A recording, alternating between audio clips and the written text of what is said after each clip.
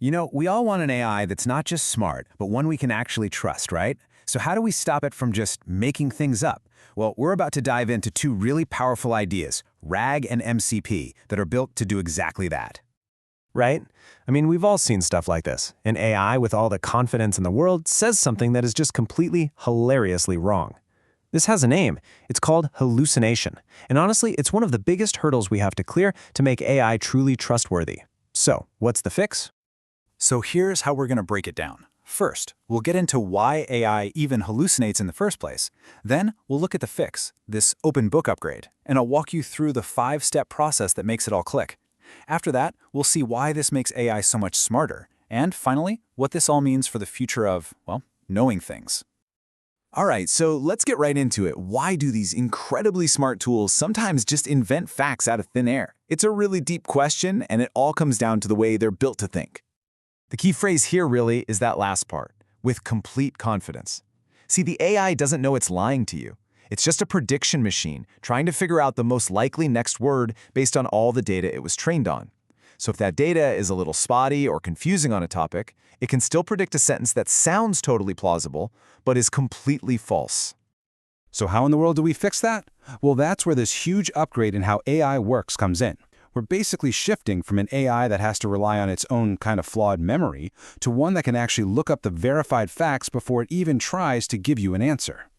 And this, right here, is the magic word, RAG. It stands for Retrieval-Augmented Generation. Let's just unpack that really quick. Retrieval is just a fancy way of saying it finds the right information. Augmented means it adds that info to your original question. And generation is what it's always done, creating the answer. But now it's based on this new fact-checked context. Honestly, the absolute best way to think about this is a school test. A normal AI is like a student trying to take a test from memory alone, a closed-book test. They might forget a key detail or mix something up. But an AI with RAG, that's like a student who gets to bring the textbook to the test. They can just open it up and find the right answer. The difference in reliability is just massive. So let's put it side by side.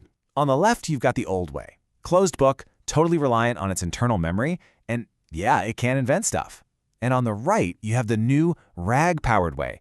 Open book, using real-time external knowledge, and built from the ground up to verify information. It is a total game changer. Okay, so how does this actually work under the hood? It's a pretty clever 5-step process that uses RAG and then partners it with another key idea called MCP, which is like its final quality inspector. And here's the roadmap for that process. It all kicks off with your question. Then it goes to find the facts, adds them to your question, generates the answer, and then that all-important final check. Let's go through them one by one.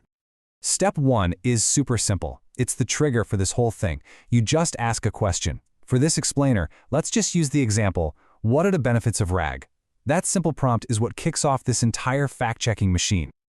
Okay, next up, retrieval. Instead of just diving into its own memory banks, the AI acts like a super fast research assistant. It goes out and searches a specific trusted source of information, like a company's private documents or a vetted library of facts, to pull out the exact pieces of info that relate to your question. This is where the augmented part of RAG really happens. The system takes your original question and literally smashes it together with the facts it just found. What you get is this new, supercharged prompt that basically tells the AI, hey, using only these specific facts I'm giving you right now, answer this question. So now, the AI's language model finally gets to do its thing and write an answer. But here's the key. Instead of pulling from its entire, messy, vast training data, its main source is that clean, fact-filled prompt we just built. This grounds the answer in actual data, which makes it way less likely to make something up. And finally, we get to the crucial last step, quality control. This is where something called MCP comes in, which stands for Meeting Conditions of Prompt.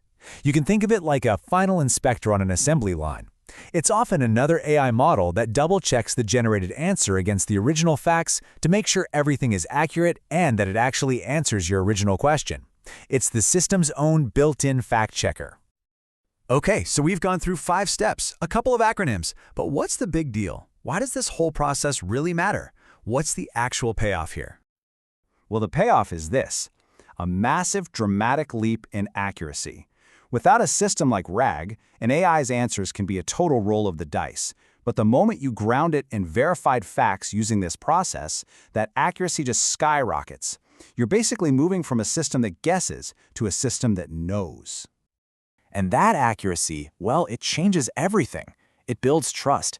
It means the AI can use up-to-the-second information, not just data that's months or years old. And all of that leads to a much more useful AI, one that you can actually rely on as a tool. So this brings us to one last, bigger thought. This kind of technology, it's more than just a quick fix for a chatbot. It really starts to point toward a huge shift in our relationship with information itself. So I'll just leave you with this to chew on. If a machine can instantly find, understand, and verify pretty much any piece of human knowledge, does that change what it means for us to know something? What's the value of the stuff we keep in our own heads when we have a nearly perfect artificial memory at our fingertips? It's a big question, and definitely one worth thinking about. Thanks for tuning into this explainer.